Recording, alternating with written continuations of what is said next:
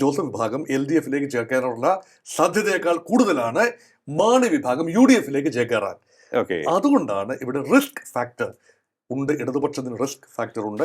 BJP-ക്ക് ഏതെങ്കിലും കാരണവശാൽ കേരളത്തിൽ വലിയ നിർണായക ശക്തിയാകും, ഭരണത്തിലെത്തുകയും ചെയ്യണമെങ്കിൽ, അല്ലെ മുഖ്യപ്രതിപക്ഷമാകണമെങ്കിൽ നിയമസഭാ തെരഞ്ഞെടുപ്പിൽ ക്രൈസ്തവ വോട്ടുകൾ നിർണായകമാണ്. കൊല്ലം ജില്ലയിൽ BJP കൂടുതലായി പിടിക്കുന്ന വോട്ടുകൾ ഇടതുപക്ഷത്തിൽ ബ്ലീഡിംഗ് ഉണ്ടാക്കും. ആലപ്പുഴ ജില്ലയിലും BJP കൂടുതലായി പിടിക്കുന്ന ഈഴവ വോട്ടുകൾ CPM-ന്റെ അടിത്തറ ഇളക്കുമോ? ഇതെല്ലാം ചോദ്യങ്ങളാണ്. ഒരിക്കൽ പോലും മുസ്ലിം ലീഗിന് ഇടതുപക്ഷത്തേക്ക് ചായേണ്ട ആവശ്യമില്ല.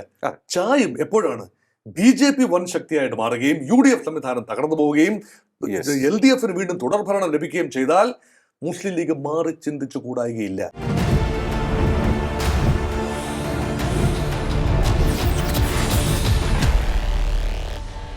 നമസ്കാരം, ടോക്കിംഗ് പോയിന്റിലേക്ക് സ്വാഗതം.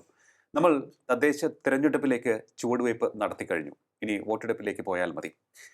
ഏതായാലും ഇവിടെ ചർച്ച ചെയ്യുന്ന ഒരു വിഷയം, 3 മുന്നണികൾ പ്രബലമായി കേരളത്തിൽ നിൽക്കുന്നു.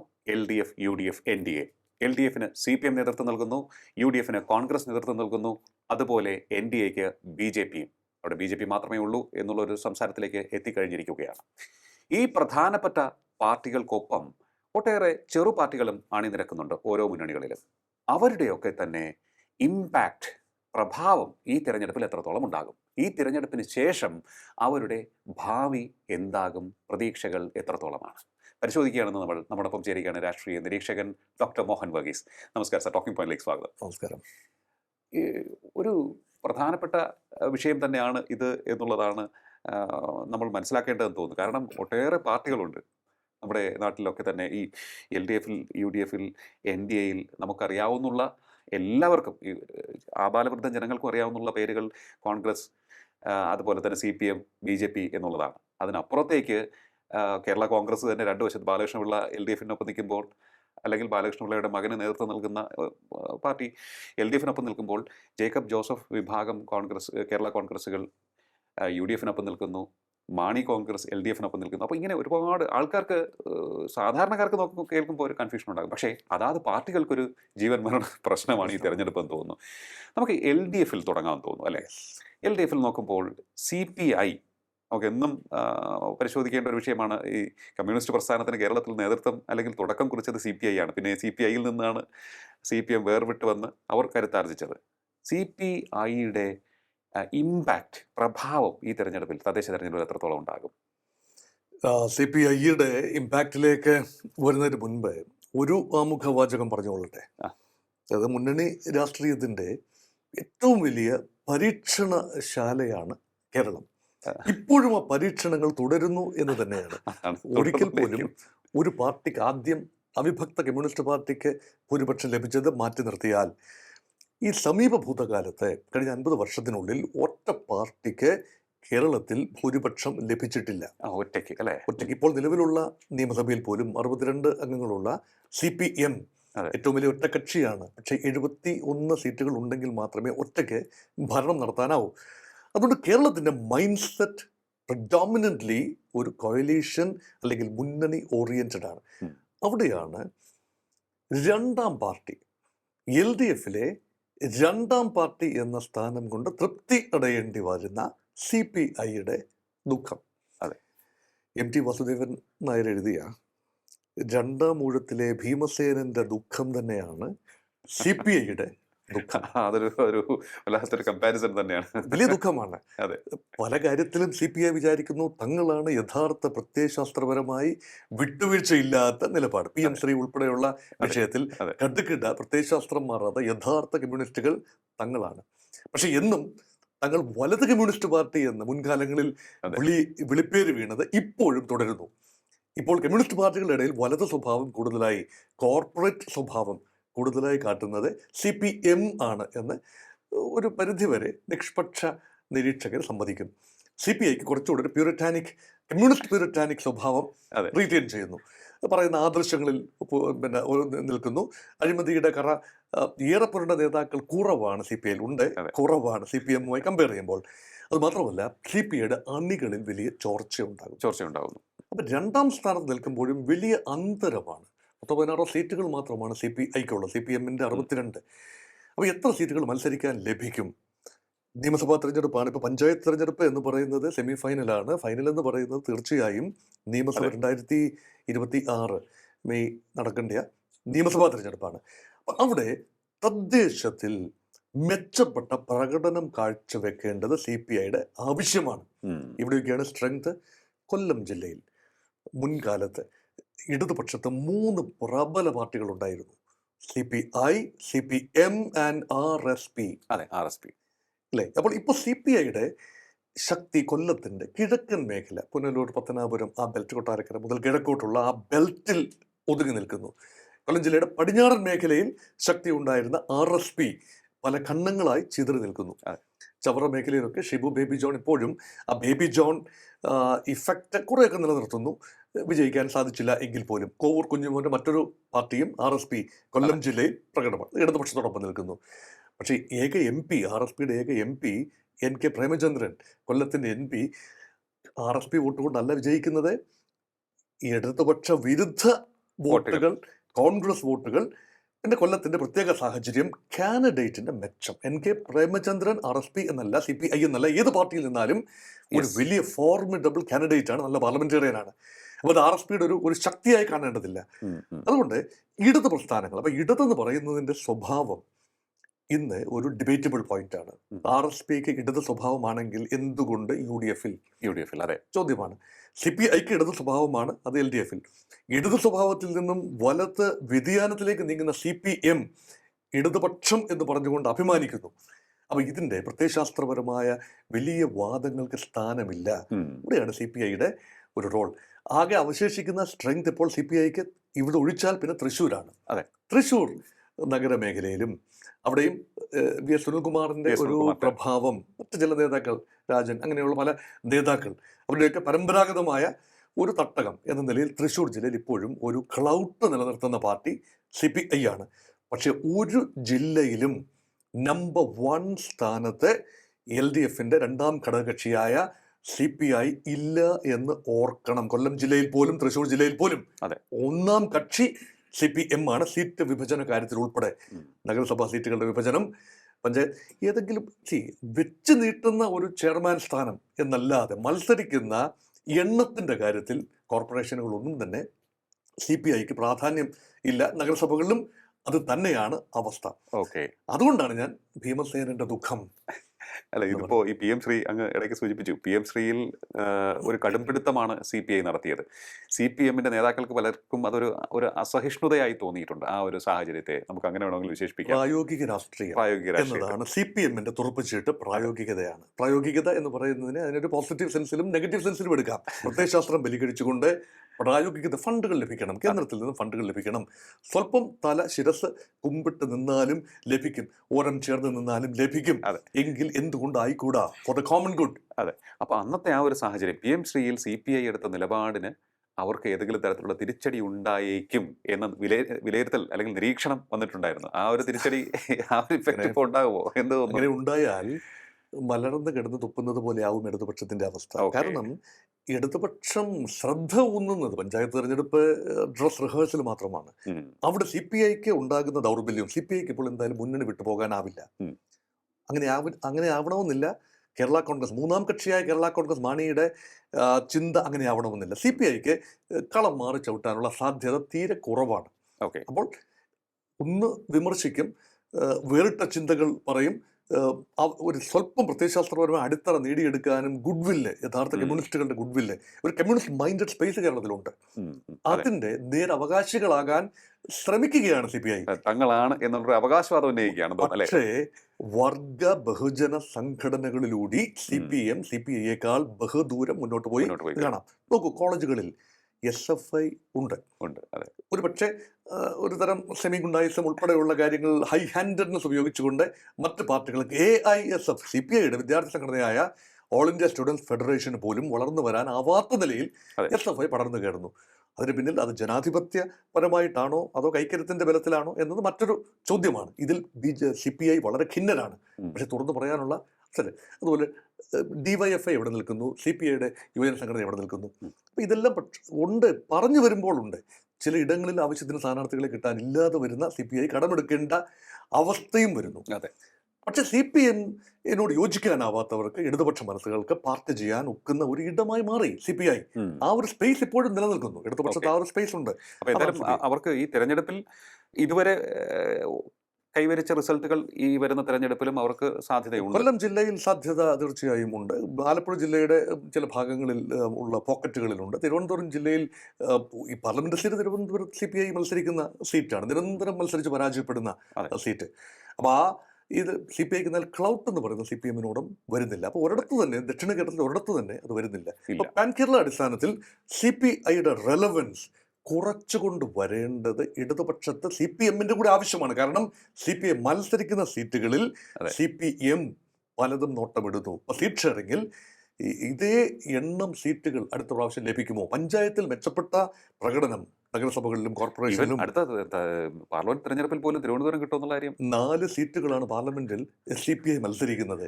4 സീറ്റിൽ മത്സരിക്കാനുള്ള വലിപ്പം CPI ഉണ്ടോ എന്ന ഒരു ചിന്ത ഒരുപക്ഷെ ഇടതുപക്ഷത്തുണ്ട്. ഉണ്ട്, അതെ, തീർച്ചയായിട്ടും. അപ്പോൾ പ്രത്യേകിച്ച് CPIക്ക് തിരുവനന്തപുരത്തിന്റെ കാര്യം. ക്ലൗട്ട് നിലനിർത്തേണ്ട ആവശ്യകതയുണ്ട്. അതിലേക്കാണ് കാര്യങ്ങൾ നീങ്ങുന്നത്. അതെ, ഇനിയിപ്പോൾ നമ്മൾ നോക്കുമ്പോൾ കേരള കോൺഗ്രസ് മാണി വിഭാഗം വളരെ പ്രധാനപ്പെട്ട ഒരു വിഷയമാണ്. എനിക്കൊന്ന് CPIക്ക് മുന്നേ ചർച്ച ചെയ്യേണ്ട ഒരു വിഷയം അതായിരുന്നു. എങ്കിലും ഞാൻ ചോദിക്കുകയാണ്, CPIക്ക് ശേഷമുള്ള ഒരു സ്ഥാനമാണ് അവർക്ക് LDF ഉള്ളത്. മാണി കോൺഗ്രസ് നമ്മുടെ കോട്ടയം, ഇടുക്കി ഭാഗങ്ങളിലൊക്കെ തന്നെ വലിയ ഒരു കരുത്തായിരുന്നു കേരള കോൺഗ്രസ് നേതാവായ KM മാണി. ഒരു വികാരമായിരുന്നു. പക്ഷേ അതിനുശേഷം ആ ഒരു സ്ട്രെങ്ത് നിലനിർത്തുവാൻ ജോസ് കെ മാണിക്ക് സാധിക്കുന്നുണ്ടോ എന്നുള്ളൊരു സംശയമുണ്ട്. UDFുമായി തെറ്റിപ്പിരിഞ്ഞ് LDFിലേക്ക് വരുന്നു. ഈ ഒരു സാഹചര്യത്തിൽ അവർ എത്രത്തോളം ഒരു അസ്തിത്വ പ്രശ്നം അവർ നേരിടുന്നുണ്ടോ എന്നൊരു സംശയം എനിക്കുണ്ട്. അവിടെയാണ് അസ്തിത്വ പ്രശ്നം എന്ന വാക്ക് തന്നെയാണ് അവിടെ കറക്റ്റ്. എന്താണ് യഥാർത്ഥത്തിൽ കേരള കോൺഗ്രസ്? 1964 തുടങ്ങിയ പാർട്ടി, 61 വർഷത്തെ പാരമ്പര്യമുള്ള പല ഖണ്ഡങ്ങളായി ചിതറി നിൽക്കുന്ന കേരള കോൺഗ്രസ്. 13 പ്രാവശ്യമാണ് കേരള കോൺഗ്രസിൽ പിളർപ്പുണ്ടാകുന്നത്. 7-8 പ്രാവശ്യം ലയനങ്ങളും പുനരേകീകരണവും എല്ലാം നടന്നു. അപ്പോൾ അങ്ങനെ നോക്കുമ്പോൾ ഇപ്പോൾ ഇടതുപക്ഷത്തുള്ള ഒരു ഭാഗം, അതായത് KM മാണിയുടെ മകൻ ജോസ് കെ മാണി നയിക്കുന്ന കേരള കോൺഗ്രസ് M 2 ചിഹ്നം നിലനിർത്തിയിരിക്കുന്നു. ചിഹ്നത്തിൽ മത്സരിക്കാൻ ഒരു മാസ്മരികതയുണ്ട്. മധ്യ തിരുവിതാംകൂറിൻ്റെ ഒരു മുഖമായിരുന്നു കേരള കോൺഗ്രസ്. ഒരു കാലത്ത് തെരഞ്ഞെടുപ്പിലൊക്കെ കോളേജ് യൂണിയൻ തെരഞ്ഞെടുപ്പിൽ ഉൾപ്പെടെ KSUവും KSCയും തമ്മിലായിരുന്നു. പത്തനംതിട്ട, കോട്ടയം, ഇടുക്കി ജില്ലകളുടെ കോളേജ് യൂണിയൻ തെരഞ്ഞെടുപ്പ് പോലും അവിടെ SFI ആ രീതിയിൽ വൻ ശക്തി ആയത് 80കളുടെ അവസാനം മുതലാണ്, അല്ലെങ്കിൽ 90കൾ മുതലാണ്. അപ്പോൾ 1965 തെരഞ്ഞെടുപ്പിൽ ആർക്കും മന്ത്രിസഭ രൂപീകരിക്കാൻ പറ്റിയില്ല എങ്കിലും 24 സീറ്റുകളുമായി പിളർപ്പിന് ശേഷം കേരള കോൺഗ്രസ് ഒരു വൻ ശക്തിയാവുകയാണ്. അവിഭക്ത കേരള കോൺഗ്രസ്, KM ജോർജിന്റെ നേതൃത്വത്തിലുള്ള കേരള കോൺഗ്രസ്, ഇന്ന് KM മാണിയും കുഞ്ഞുമാണിയും ബാലകൃഷ്ണ പിള്ളയും ഒക്കെ ഒരുമിച്ച് നിന്ന ആ തെരഞ്ഞെടുപ്പിൽ നായർ സമുദായത്തിന്റെ പിന്തുണ, മന്നത്ത് പത്മനാഭന്റെ നേതൃത്വത്തിൽ, അതുപോലെ വിവിധ ക്രൈസ്തവ സമുദായങ്ങളുടെ, കത്തോലിക്ക സഭ മാത്രമല്ല, ഓർത്തഡോക്സ്, മാർത്തോമ, യാക്കോബായ, മറ്റ് ബന്ധുക്കോസൽ വിഭാഗങ്ങളുടെ എല്ലാം കൂടെ പിന്തുണ, അത് വലിയ നിർണായകമായിരുന്നു. അതായത് ഒരു കോൺഗ്രസ് പാർട്ടിയിൽ നിന്നും ഒരു സമുന്നതനായ ഒരു ക്രൈസ്തവ നേതാവ് PT ചാക്കോയ്ക്ക് നീതി ലഭിച്ചില്ല എന്നൊരു ചിന്തയിൽ നിന്നുകൊണ്ടാണ് ക്രൈസ്തവ നായർ വികാരങ്ങൾ ആളിക്കത്തിക്കുകയും മധ്യതിരുവിതാംകൂറിന്റെ ശബ്ദമായി, കർഷകരുടെ ശബ്ദമായി ഉയർന്നു വന്ന രാഷ്ട്രീയ പ്രസ്ഥാനം എന്ന നിലയിൽ കേരള കോൺഗ്രസിന് ഒരു പ്രസക്തിയുണ്ട്, ഒരു സ്പേസ് ഉണ്ട്. ഇന്ന് പക്ഷേ കർഷക വിഷയങ്ങൾ എടുക്കാൻ അനേകരുണ്ട്.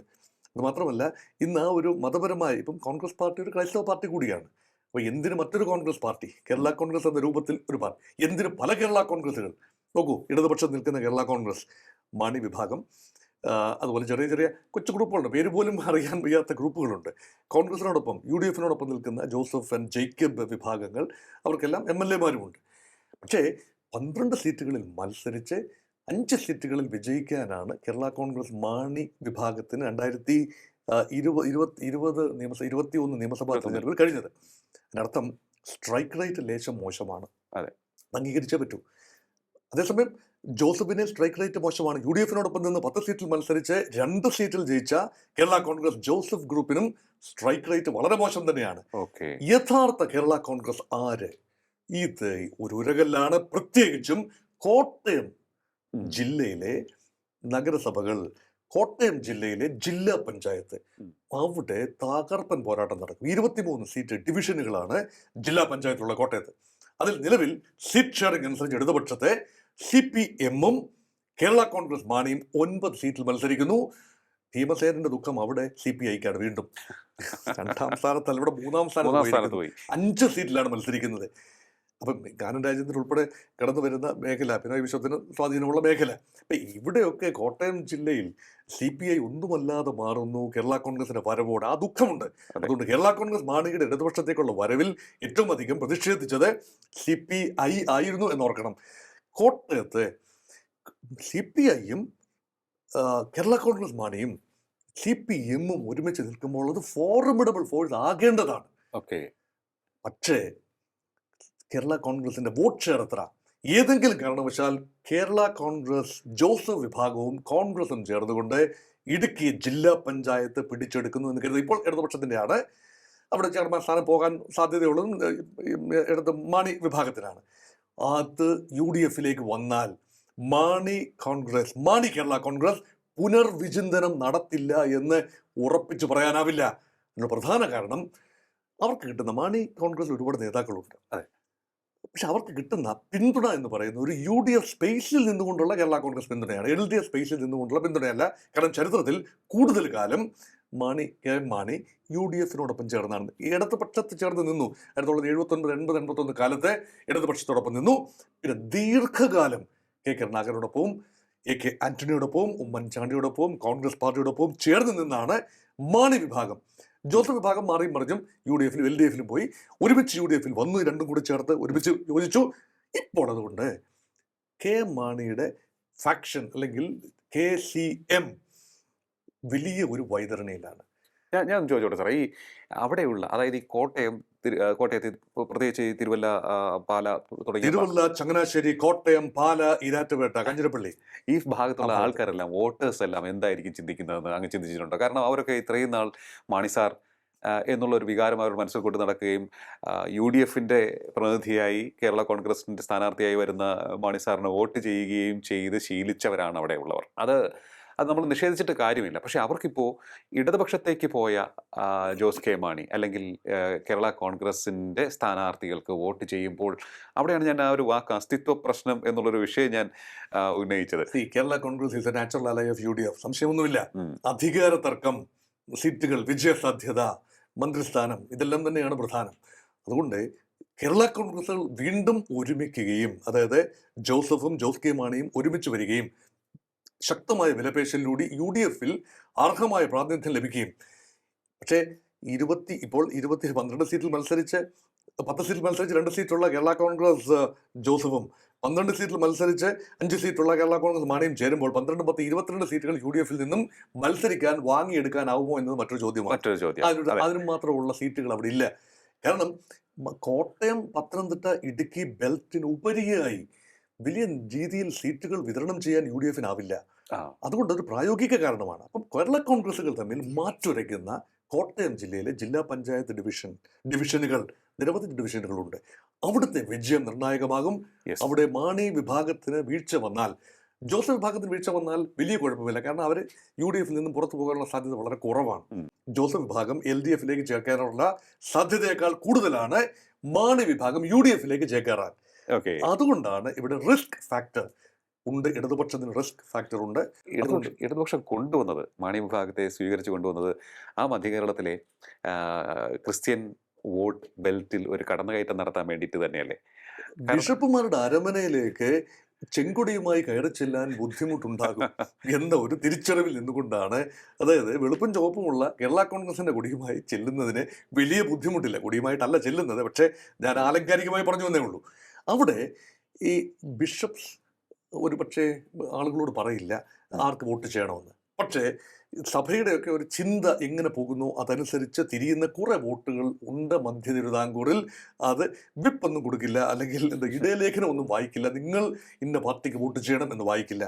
പക്ഷേ സ്വാഭാവികമായ ഒരു പൊളിറ്റിക്കൽ മൈൻഡ് സെറ്റ് ഉണ്ട് സുറിയാനി ക്രിസ്ത്യാനികളുടെ ഇടയിൽ പ്രത്യേകിച്ചും ഉള്ളൊരു മൈൻഡ് സെറ്റ്. ആ മൈൻഡ് സെറ്റ് ഇടതുപക്ഷത്തേക്ക് സ്വാംശീകരിക്കണമെങ്കിൽ അത് വലിയ ഒരു സാധ്യത ബാലികേറാമലയാണ്. CPM-ന് ബാലികേറാമലയാവും. CPIക്കോ CPMനോ കടന്നു കയറാനാവാത്ത ശക്തി ദുർഗങ്ങളുണ്ട് മധ്യ തിരുവിതാംകൂറിൽ. കോട്ടയം ജില്ലയിൽ പോലും ക്രൈസ്തവർ ഭൂരിപക്ഷമല്ല എന്ന് ഓർക്കണം. അതെ അതെ നിർണായക ശക്തിയാണ്, പക്ഷെ നിർണായക ഭൂരിപക്ഷമല്ല. അതെ ഹിന്ദു വിഭാഗങ്ങൾക്ക് തന്നെയാണ് ഭൂരിപക്ഷം പിന്തുണ, പക്ഷേ നിർണായക ശക്തിയാണ്. അതുകൊണ്ടാണ് ഒരു വാതായനം, ക്രൈസ്തവ വോട്ടിലേക്കുള്ള വാതായനം, അവിടെയാണ് BJPയും കടന്നു കയറാൻ ശ്രമിക്കുന്നത്. യെസ് എക്സാക്ട്ലി കോട്ടയം ജില്ല, പത്തനംതിട്ട ജില്ല, ഇടുക്കി ജില്ല, എറണാകുളം ജില്ല, ഈ 3-4 ജില്ലകളിൽ, അത് മധ്യ തിരുവിതാംകൂർ എന്ന് പറയും, ഈ ജില്ലകളിലാണ് 2015 തെരഞ്ഞെടുപ്പിനേക്കാൾ കുറവ് പെർസെൻറ്റേജ് ഓഫ് വോട്ട്സ് ആണ് BJPക്ക് കിട്ടിയത്. അത് BJPക്ക് ഇരുത്തി ചിന്തിച്ചൊരു കാര്യമാണ്. അതുകൊണ്ട് BJPക്ക് ഏതെങ്കിലും കാരണവശാൽ കേരളത്തിൽ വലിയ നിർണായക ശക്തിയാകും, ഭരണത്തിലെത്തുകയും ചെയ്യണമെങ്കിൽ, അല്ലെ മുഖ്യപ്രതിപക്ഷമാകണമെങ്കിൽ നിയമസഭാ തെരഞ്ഞെടുപ്പിൽ ക്രൈസ്തവ വോട്ടുകൾ നിർണായകമാണ്. തൃശ്ശൂരെ സുരേഷ് ഗോപിയുടെ വിജയത്തിൽ ക്രൈസ്തവ വോട്ടുകൾ നിർണായകമായത് കണ്ടതാണ്. താമരചിഹ്നത്തിൽ ക്രൈസ്തവൻ വോട്ട് ചെയ്യില്ല എന്നതൊക്കെ പഴങ്കഥയാണ്. പക്ഷെ ധാരധാരയായി വന്ന് വോട്ട് ചെയ്യില്ല എന്ന് മനസ്സിലാക്കാനുള്ള വിവേകവും ഭാരതീയ ജനതാ പാർട്ടിക്കുണ്ട്. അതുകൊണ്ടാണ് ക്രൈസ്തവ നേതാക്കൾ, നോക്കൂ, PC ജോർജിന്റെ ജനപക്ഷം BJP ലയിച്ചു കഴിഞ്ഞു. PC ജോർജിനെയും PC ജോർജിന്റെ മകൻ ഷോൺ ജോർജിനെയും വലിയ രീതിയിലാണ് BJP അക്കോമഡേറ്റ് ചെയ്യുന്നത്. സംഘടനയുടെ തലപ്പത്തേക്ക് ഷോൺ ജോർജിനെ കൊണ്ടുവന്നിരിക്കുകയാണ്. നല്ലൊരു ക്രൈസ്തവ മുഖമാണ് ചെറുപ്പക്കാരനായ അനൂപ് ആന്റണിയെ BJP വലിയ പ്രതീക്ഷയോടെ കാണുന്നു. ഒരു പക്ഷെ തിരുവല്ല നിയമസഭാ മണ്ഡലത്തിൽ അനൂപ് ആന്റണി സ്ഥാനാർത്ഥിയാവും. ഒരുപക്ഷെ പാലായിൽ ഷോൺ ജോർജ് സ്ഥാനാർത്ഥിയാകും. ഈരാറ്റുപേട്ടയിൽ ആയില്ലെങ്കിലും പാലായിൽ BJPയുടെ സ്ഥാനാർത്ഥിയാവും. ഇത് രണ്ടുപേരും നല്ല ക്വാളിറ്റിയുള്ള യുവ നേതാക്കളാണ്, ക്വാളിറ്റിയുള്ള ക്രെഡിബിലിറ്റിയും ക്വാളിറ്റിയും ഉള്ള. PC ജോർജിനേക്കാൾ ഒരു പക്ഷേ ജനങ്ങൾക്ക് സ്വീകാര്യനാകാൻ സാധ്യതയുള്ളത് ഷോൺ ജോർജ് ആണ്. കാരണം വളരെ മെച്ചേർഡ് സ്റ്റേറ്റ്മെന്റ്സ് ആണ്. PC ജോർജിനെ പോലെ റാഷായി കാര്യങ്ങൾ പറഞ്ഞ് ചില സമുദായങ്ങളെയും മനുഷ്യരെ വെറുപ്പിക്കുന്ന ഒരു സ്വഭാവം ഷോൺ ജോർജിനില്ല. ചാനൽ ചർച്ചയിലൊക്കെ ഒരുമിച്ചിരിക്കുമ്പോൾ അത് ശ്രദ്ധിച്ചിട്ടുള്ളതുമാണ് ഞാൻ. ശരിയാണ്.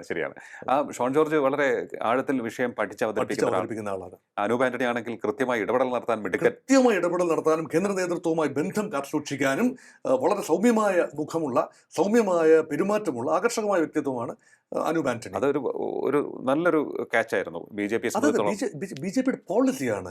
25 അമിത്ഷാ പറഞ്ഞിരിക്കുന്നത് കേരളത്തിലെ BJP നേതാക്കളോട്, പരസ്പരം പോരടിച്ച് നിൽക്കുന്ന, ചക്രത്തി പോരാട്ടത്തിൽ ഏർപ്പെടുന്ന BJP നേതാക്കളോട് അമിത്ഷാ ഗല്ലേ പിളർക്കുന്ന ഒരു ശാസനം പറഞ്ഞു. നിങ്ങൾക്ക് നിലവിൽ ലോക്സഭാ തെരഞ്ഞെടുപ്പിൽ 19.84% വോട്ട് ഷെയർ ഉണ്ട്.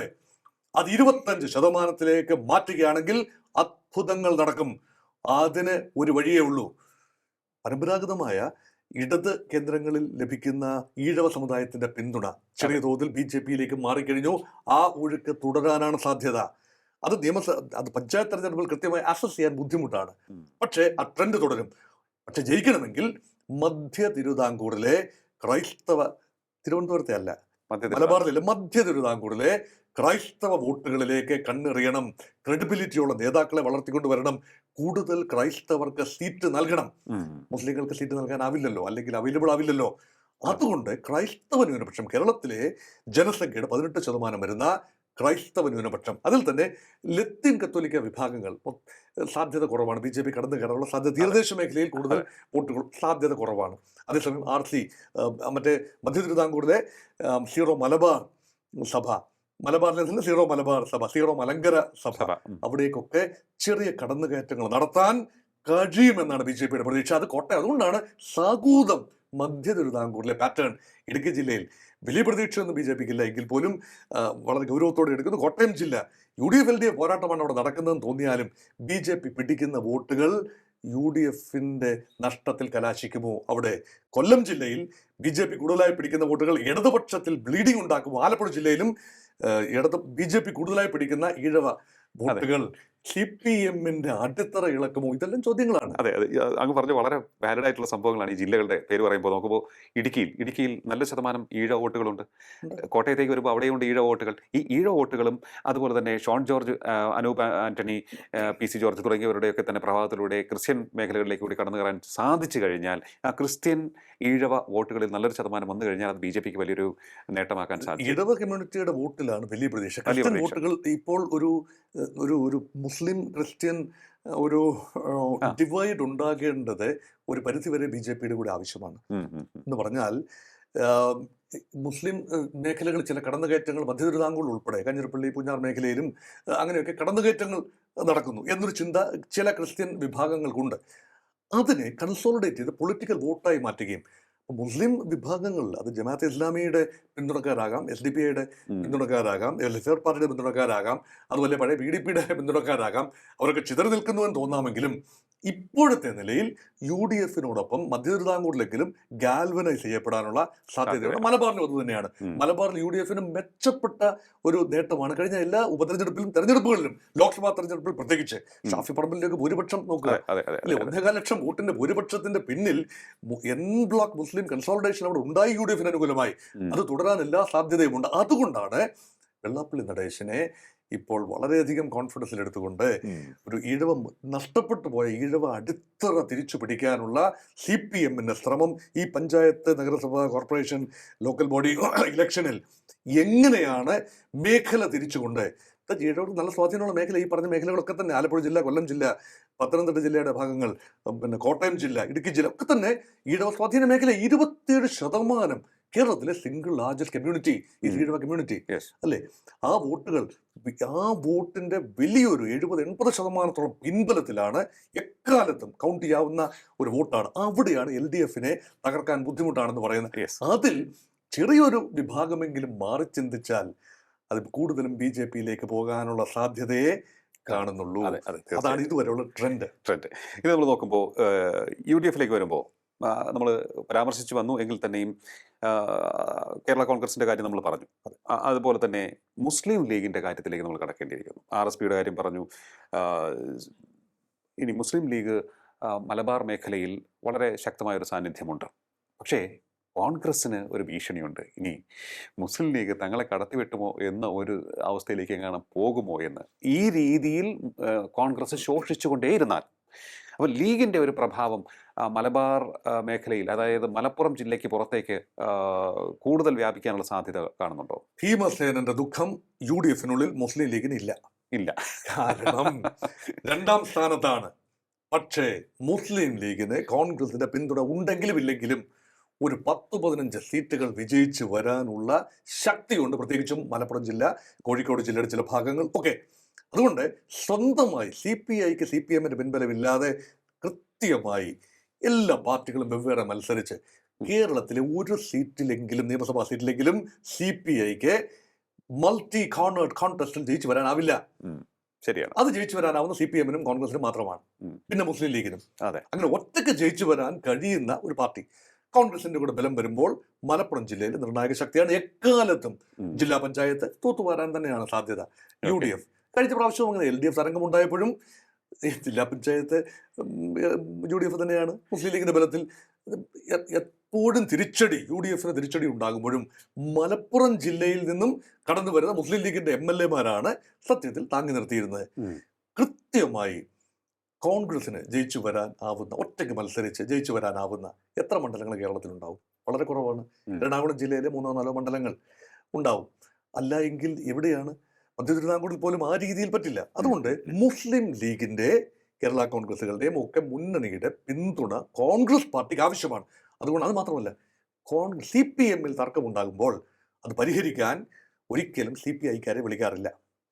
പക്ഷേ കോൺഗ്രസ് പാർട്ടിയിൽ തർക്കമുണ്ടാകുമ്പോൾ പരിഹരിക്കാനൊന്നും അല്ലെങ്കിലും പാണക്കാട് തങ്ങൾമാരെന്തു പറയുന്നു എന്നുകൂടി ഹൈക്കമാൻഡ് ശ്രദ്ധിക്കും. അത്തരത്തിലുള്ള ക്ലൗട്ടാണ് UDFിൽ ബഹുമാന്യപ്പെട്ട സ്ഥാനമാണ്, വളരെ ഉന്നത സ്ഥാനമാണ് മുസ്ലിം ലീഗ് അനുഭവിക്കുന്നത്. ചില സംസാരമുണ്ട്, അത് ഞാൻ അങ്ങയുടെ ശ്രദ്ധയപ്പെടുത്തുകയാണ്. അതായത് നമ്മുടെ ചർച്ചയിൽ തന്നെ ജയശങ്കർ സാർ, അഡ്വക്കേറ്റ് ജയശങ്കർ പറഞ്ഞത് മലബാർ മേഖലയിൽ മുസ്ലിം ലീഗിന്റെ പ്രഭാവം അത്രയേറെ ശക്തി ആർജിക്കുന്നു, വളരെ സ്ട്രോങ് ആയിട്ട് അവർ കൺസോളിഡേറ്റ് ചെയ്ത് പോകുന്നു. പക്ഷേ ആ കൺസോളിഡേഷൻ ആ മേഖലയിലുള്ള കോൺഗ്രസ് നേതാക്കൾക്ക് പോലും അസഹിഷ്ണുത സൃഷ്ടിക്കാറുണ്ട്.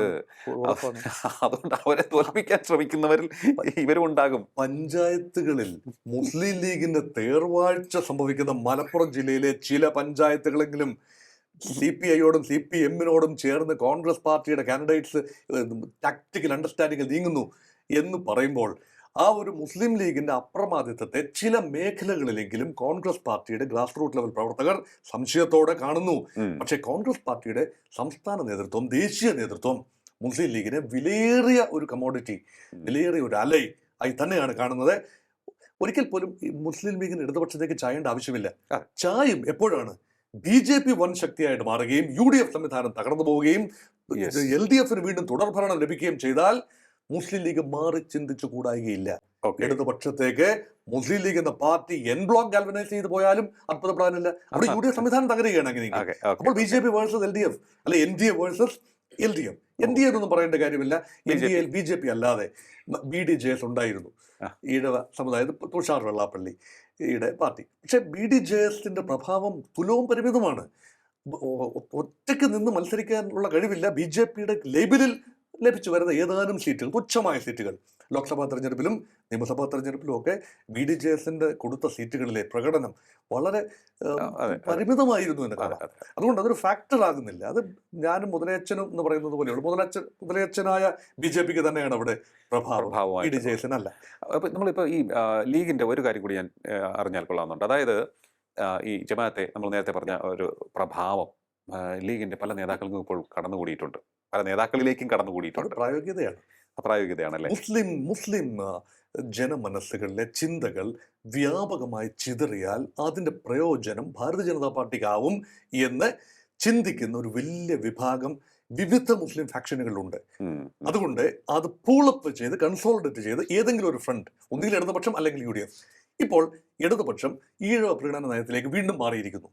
അത് പ്രായോഗിക കാരണങ്ങളാണ്, പഴയ ബേസ് നിലനിർത്താൻ വേണ്ടിയാണ്. അങ്ങനെയെങ്കിൽ കട്ടയ്ക്ക് മുസ്ലിം സമുദായത്തിന്റെ എല്ലാ വിഭാഗങ്ങളും, ജമാഅത്തെ ഇസ്ലാമിയും വെൽഫെയർ പാർട്ടിയും LDPIയും അല്ലാത്ത ചെറിയ മുസ്ലിം ഗ്രൂപ്പുകളും എല്ലാം തന്നെ മുസ്ലിം ലീഗിലൂടെ UDFന്റെ, അല്ലെ മുസ്ലിം ലീഗിൽ ചേരുക എന്നതല്ല, പണ്ട് മുസ്ലിം ലീഗുമായൊക്കെ തെറ്റിയും മറിഞ്ഞും ഒക്കെ നിന്ന പല ആളുകളുണ്ട്.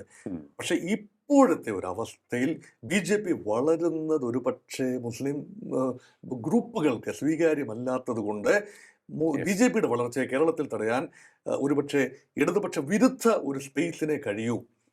അത് UDF ആണ് എന്നൊരു ചിന്ത മലബാർ മേഖലയിലുണ്ട്. അത് ദക്ഷിണ കേരളത്തിൽ അത്ര പ്രബലമല്ല, മധ്യ കേരളത്തിലും അത് അത്ര പ്രബലമല്ല. കാരണം മുസ്ലിം ജനസാമാന്യം കൂടുതലുള്ളത് വടക്കൻ കേരളത്തിലാണ്.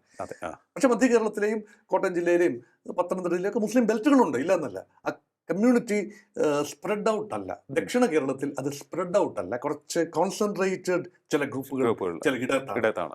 മലബാറിൽ അത് സ്പ്രെഡ് ഔട്ട് ആണ്.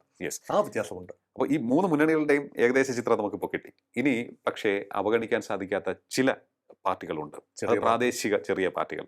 നമ്മൾ 2020യുടെ കാര്യം പറയേണ്ടതാണ്. കാരണം കിഴക്കമ്പലം പഞ്ചായത്തിൽ അവരുടെ ഭരണം പലരും ഡോക്യുമെന്റ് ചെയ്തിരിക്കുകയാണ്, മറ്റു പല സ്ഥലങ്ങളിലും കാണിക്കാൻ വേണ്ടി. ലോകത്താകമാനം പഠനം നടക്കുന്നു കിഴക്കമ്പലം പഞ്ചായത്തിന്റെ മോഡൽ ഇതെങ്ങനെ സാധിക്കുന്നു. അതെല്ലാം 2020 ജയിച്ചു വന്നു. ഈ 2015 തെരഞ്ഞെടുപ്പിൽ കിഴക്കമ്പലത്ത് 2020 ജയിച്ചു വന്നപ്പോൾ പല പുരികങ്ങളും ചുളിഞ്ഞു, ഇതെങ്ങനെ മുന്നോട്ട് പോകും. പക്ഷേ ഒന്നാന്തരമായി അവർക്ക് ഈ ജനങ്ങളിലേക്ക് ഗ്രാസ് റൂട്ട് ലെവലിൽ വേണ്ടത് പ്രത്യയശാസ്ത്രമൊന്നുമല്ല. ജനങ്ങളുടെ വീട്ടിൽ തീ പോകണം, അവർക്ക് ലാഭകരമായ സാധനങ്ങൾ കിട്ടണം, അവൈലബിൾ ആകണം, ഈ നഗര ശുചീകരണം ഉൾപ്പെടെയുള്ള കാര്യങ്ങൾ സംഭവം നടക്കണം, അഴിമതി ഉണ്ടാവരുത്, നല്ല റോഡ് വേണം, അടിസ്ഥാന സൗകര്യങ്ങൾ വേണം. ഇതെല്ലാം പ്രൊവൈഡ് ചെയ്യാൻ കഴിഞ്ഞതുകൊണ്ടാണ് സമീപ പഞ്ചായത്തുകളിലേക്ക് കൂടി 2020 തെരഞ്ഞെടുപ്പിൽ 2020 സമു ജേക്കബിന്റെ കിറ്റക്സ് ഗ്രൂപ്പിന്റെ സ്ഥാനാർത്ഥികൾ വന്നത്. ഇപ്പോഴിതാ എറണാകുളം കോർപ്പറേഷനിലെ മിക്ക വാർഡിലും T20 സ്ഥാനാർത്ഥികളുണ്ട്. എറണാകുളം ജില്ലയിലെ മരട് ഉൾപ്പെടെയുള്ള നഗരസഭകൾ, ആലുവ അങ്ങനെയുള്ള നഗരസഭകളിലേക്ക്, 4 നഗരസഭകളിലേക്ക്, മുനിസിപ്പാലിറ്റിയിലേക്ക് വലിയ തോതിൽ ശ്രദ്ധ കേന്ദ്രീകരിച്ചുകൊണ്ട് T20 വരികയാണ്. ഉറപ്പായി UDF സംവിധാനത്തിന് വിള്ളൽ വീഴും. എറണാകുളം ജില്ല UDFന്റെ തട്ടകം തന്നെയാണ്. ഇപ്രാവശ്യവും UDFന് മേൽക്കൈ ഉണ്ടാകാൻ സാധ്യതയുണ്ട് ജില്ലാ പഞ്ചായത്തിൽ. പക്ഷേ T20 പിടിക്കുന്ന വോട്ടുകളുടെ നല്ലൊരു പങ്ക് ആന്റി എസ്റ്റാബ്ലിഷ്മെന്റ് വോട്ടാണ്. അത് കോൺഗ്രസിന് ലഭിക്കാവുന്ന, UDFന് ലഭിക്കാവുന്ന ആന്റി എസ്റ്റാബ്ലിഷ്മെന്റ് വോട്ടുകൾ ചിതറിപ്പോവും. T20ക്കും UDFനുമായി ചിതറിപ്പോകുമ്പോൾ അതിന്റെ നേട്ടം ഭാഗികമായെങ്കിലും എറണാകുളം ജില്ലയിൽ LDFന് ലഭിക്കും. പക്ഷേ UDFന് തന്നെയാണ് ഇവിടെ മൊത്തത്തിൽ വലിയ രീതിയിലുള്ള നേട്ടം ഉണ്ടാകാൻ സാധ്യതയുള്ള UDFന് തന്നെയാണ് പഞ്ചായത്ത് തെരഞ്ഞെടുപ്പിൽ. ലോങ് റണ്ണിൽ ഈ പ്രസ്ഥാനത്തിന് എത്രത്തോളം മുന്നോട്ട് പോകാൻ സാധിക്കുന്നുണ്ട്? ആം ആദ്മി പാർട്ടിയാണ് ഒരു മോഡൽ. ഡൽഹിയിൽ പരീക്ഷിച്ച് ആദ്യം വിജയിക്കുകയും പിന്നീട് മറ്റ് പാർട്ടികളിൽ നിന്ന് യാതൊരു വ്യത്യാസവുമില്ല, ഫണ്ട് റേസിംഗ് ഉൾപ്പെടെയുള്ള കാര്യത്തിൽ, കറപ്ഷൻ ഉൾപ്പെടെയുള്ള കാര്യത്തിൽ വലിയ പ്രതീക്ഷ ഉയർത്തി പൊലിഞ്ഞു പോയ ഒരു പരീക്ഷണമാണ് ആം ആദ്മി പാർട്ടി. ലോക്കൽ ലെവലിൽ നിന്ന് നോക്കൂ, ആം ആദ്മിയുടെ പരാജയത്തിന് കാരണം എന്താ? ഡൽഹിയിൽ നിന്നും മറ്റിടങ്ങളിൽ, ഡൽഹി കോസ്മോപൊളിറ്റൻ ആണ്, അതുപോലെ ഡൽഹിയിൽ നിന്ന് മറ്റിടങ്ങൾ ഗുജറാത്തിലേക്ക്, ഗോവയിലേക്ക്, മറ്റിടങ്ങളിലേക്ക് പോകുമ്പോൾ ഫണ്ട്സ് ആവശ്യമുണ്ട്. സമാനമായ സാഹചര്യം T20ക്കുമുണ്ട്. ഉം. കിഴക്കമ്പലം കിറ്റക്സിന് തട്ടകമാണ്. അതെ. എറണാകുളം ജില്ലയുടെ മധ്യഭാഗം. അവിടെ നിന്നും മറ്റ് ജില്ലകളിലേക്ക് പോകുമ്പോൾ മറ്റ് പാർട്ടികളിൽ നിന്ന് ആളുകളെ സ്വീകരിക്കേണ്ടി വരും. സ്ഥാനമോഹികൾ, ആർത്തിപ്പണ്ടാരങ്ങളൊക്കെ ഉണ്ടാവും അതിനുള്ളിൽ. അപ്പോൾ സ്ഥാനാർത്ഥികളുടെ നൈർമല്യം ഒരു വിഷയമാണ്. 2 ഫണ്ടുകൾ എത്തിക്കാൻ ആ രൂപത്തിൽ സാധിക്കണമെന്നില്ല. പിന്നെ മറ്റ് എല്ലാ പാർട്ടികളും ആഗ്രഹിക്കുന്നത് ഇങ്ങനൊരു പരീക്ഷണം വരരുതേ എന്ന് ആഗ്രഹിക്കുന്നവരാണ് ഉം. UDFും LDF. LDFും. അതെ. ഒരു സംഘം ചേർന്ന് T20 സ്ഥാനാർത്ഥികളെ പരാജയപ്പെടുത്താൻ എല്ലാ ശ്രമവും നടക്കും. കാരണം ഇവരുടെ മോഡൽ LDFിനും UDFിനും അനുകരിക്കാവുന്ന മോഡൽ അല്ല. ഓക്കെ. കാരണം അതൊരു ഡെലിവറി ചെയ്യുന്ന മോഡലാണ്. Delivery തമിഴ്നാട്ടിൽ ചെയ്യുന്ന ലാഭകരമായ സാധനങ്ങൾ കൊണ്ടുവന്ന് ഇവിടെ വന്ന് വിതരണം ചെയ്യുന്ന അതെ. അത് വ്യാപകമായി കഴിഞ്ഞാൽ ഗ്രാസ് റൂട്ട് ലെവലിൽ T20ക്ക് വലിയ നേട്ടം ഉണ്ടാകും. പക്ഷേ അതിനുള്ളൊരു സംഘടനാ സംവിധാനമോ അതിനുള്ള റീച്ചോ ഒന്നും തന്നെ നിലവിൽ T20ക്കില്ല. എറണാകുളത്തെ ഒരു ചില മേഖലയിലെ അദ്ഭുതമായി T20 നിൽക്കാൻ തന്നെയാണ് സാധ്യത. പക്ഷെ ഞാൻ ചോദിച്ചോട്ടെ സാർ, ഈ കഴിഞ്ഞ ദിവസം നമ്മൾ ജെൻസിയെ കുറിച്ച് ജെൻസി. സംസാരിച്ചിരുന്നു. അവർ കംപ്ലീറ്റ്ലി ഡിഫറെൻ്റ് ആയിട്ട് ചിന്തിക്കുന്ന ആൾക്കാരാണ് ആ ഒരു കൂട്ടർ. ഈ പുതിയ ജനറേഷൻ, ജെൻസിക്ക് ശേഷമുള്ള ജനറേഷനും അങ്ങനെ തന്നെയാണ്. അവർ വളരെ ഡിഫറെൻ്റ് ആണ്. അവരിലേക്കൊക്കെ തന്നെ ഈ ആശയം എത്തിക്കാൻ സാധിച്ചാൽ ദിസ് ഈസ് ദ മോഡൽ എന്ന്. അരാഷ്ട്രീയവാദം ഒരു വശത്ത്, ഉം. ജെൻസിയുടെ രാഷ്ട്രീയവുമായ മനസ്സുകൾ ജെൻസിയിലുമുണ്ട്. പുതിയ തലമുറ 18 വയസ്സ് മുതൽ 25, 30, 35 വയസ്സ് വരെയുള്ള 30 വയസ്സ് വരെയുള്ള വോട്ടേഴ്സ്, അല്ലെ കന്നി വോട്ടർമാർ, ആ. അവർ ഈ പരമ്പരാഗതമായ രാഷ്ട്രീയ പ്രക്രിയയോട് മുഖം തിരിച്ചു നിൽക്കുകയും പുതിയ പരീക്ഷണങ്ങൾക്ക് ചെവി കൊടുക്കുകയും ചെയ്യും. അതെ. പക്ഷെ അവർ പലരും കേരളത്തിലില്ല. ഓക്കെ. അവർ പലരും ബാംഗ്ലൂരിൽ പട്ടികയാണ്. ഒരു തെരഞ്ഞെടുപ്പിന് വോട്ട് ചെയ്യാനായിട്ട് മാത്രം വരും. അത് ഒരു ചോദ്യം. എല്ലാവരും അല്ല, അതെ. ഒരു ചോദ്യം. 2, അവരെ സംബന്ധിച്ചിടത്തോളം എത്ര പേര് പോളിംഗ് ബൂത്തിൽ എത്തി വോട്ട് ചെയ്യും?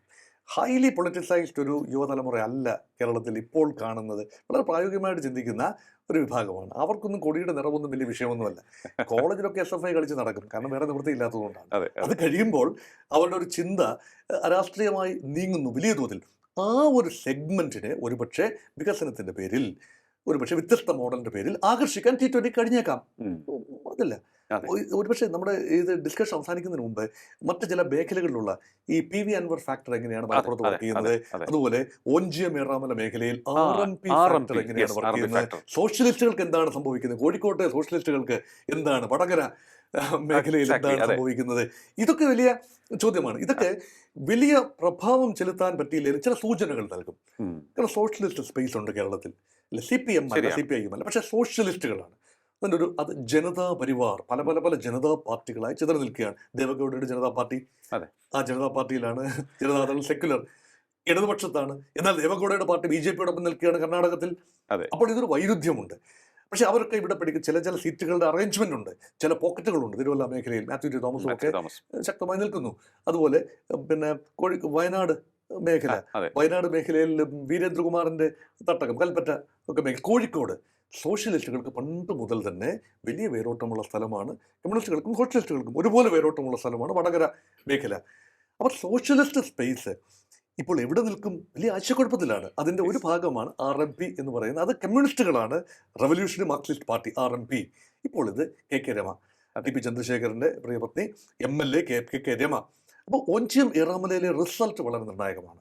ഉം. കാരണം അവിടെ ഇടതുപക്ഷത്തിന് നഷ്ടപ്പെട്ടു പോയ പ്രതാപം തിരിച്ചു പിടിക്കാനാവുമോ, അതോ RMP ഇപ്പോൾ UDFിൽ ചേർന്നിട്ടില്ല എങ്കിൽ പോലും പൂർണ്ണ അർത്ഥത്തിൽ UDFിന്റെ ഭാഗം തന്നെയാണ് ഡിഫാക്ടോ. ഉം. അതൊക്കെ വലിയ വിഷയം തന്നെയാണ്. തീർച്ചയായിട്ടും. എന്തായാലും വരുന്ന തദ്ദേശ തെരഞ്ഞെടുപ്പ് ഒരു ഡ്രസ് റിഹേഴ്സൽ എന്ന് വേണമെങ്കിൽ നമുക്ക് പറയാം നിയമസഭാ തെരഞ്ഞെടുപ്പിൻ്റെ. അതുകൊണ്ട് തന്നെ വളരെ പ്രാധാന്യമാണ് എല്ലാ പാർട്ടികളും അതിന് കൽപ്പിച്ചു കൊടുത്തിരിക്കുന്നത്. ഇടതുപക്ഷത്തെ സംബന്ധിച്ചിടത്തോളം കേരള കോൺഗ്രസ് മാണി വിഭാഗത്തിൽ വലിയൊരു ആശയക്കുഴപ്പം നിലനിൽക്കുന്നുണ്ട്. ഈ തദ്ദേശ തെരഞ്ഞെടുപ്പിൽ അതിനൊരു അറുതി വരുത്താൻ സാധിക്കുമെന്നാണ് നമുക്ക് മനസ്സിലാക്കാൻ കഴിയുന്നത്. ഒപ്പം തന്നെ ലീഗിൻ്റെ പ്രഭാവം എത്രത്തോളം ഉയരെയാകും, അത് കോൺഗ്രസിന് കൂടുതൽ സമ്മർദ്ദം നൽകുമോ? കാരണം കുറേയേറെ സീറ്റുകളിൽ പ്രതീക്ഷിച്ചതിലും അപ്പുറത്തേക്കുള്ളൊരു തോൽവി കോൺഗ്രസിന് ഏറ്റുവാങ്ങേണ്ടി വന്നു കഴിഞ്ഞാൽ തീർച്ചയായിട്ടും അവർ സമ്മർദ്ദത്തിലാവുക തന്നെ ചെയ്യും. നേരെ സോഷ്യലിസ്റ്റുകളുടെ കാര്യം ഇപ്പോൾ മോഹൻ വർഗീസ് സാർ പറഞ്ഞു. അവിടെയും വലിയ ഒരു അവർക്ക് അവരുടെ ആ ഒരു പ്രഭാവം നിലനിർത്താൻ സാധിക്കുമോ എന്നുള്ളത്, 2020ക്ക് എത്രത്തോളം കിഴക്കമ്പലത്തിൽ നിന്നും മറ്റ് സ്ഥലങ്ങളിലേക്ക് പടരാൻ സാധിക്കും എന്നുള്ളത്, ഇതൊക്കെ വലിയ ഒരു ചർച്ചാ വിഷയമാണ്. ഒപ്പം തന്നെ ക്രിസ്ത്യൻ മേഖലകളിലേക്കും ഈഴവ വോട്ടുകൾ എത്രത്തോളം കൂടുതൽ പിടിക്കാൻ സാധിക്കുമെന്നുള്ള കാര്യത്തിലുമൊക്കെ തന്നെ BJPയും ഉറ്റുനോക്കുന്ന കാര്യം തന്നെയായിരിക്കും. എന്തായാലും വളരെയേറെ പരീക്ഷണങ്ങളുടെ വേദി കൂടിയാവുകയാണ് ഈ തദ്ദേശ തെരഞ്ഞെടുപ്പും തൊട്ടടുത്ത് നടക്കാൻ പോകുന്ന നിയമസഭാ തെരഞ്ഞെടുപ്പ് എന്നുള്ള കാര്യത്തിൽ യാതൊരു സംശയവുമില്ല. കാത്തിരുന്ന് കാണുകയേ മാർഗമുള്ളൂ ഇതിൻ്റെ റിസൾട്ട്. കാരണം മനുഷ്യൻ്റെ മനസ്സാണ്. വളരെയധികം നന്ദി സാർ ഇത്രയും സമയം ടോക്കിംഗ് പോയിന്റുമായി സംസാരിച്ചത്. ടോക്കിംഗ് പോയിന്റ് ഈ അധ്യായം ഇവിടെ പൂർണ്ണമാകുന്നതിന് അടുത്ത എപ്പിസോഡിൽ കാണാം നമുക്ക്. നമസ്കാരം.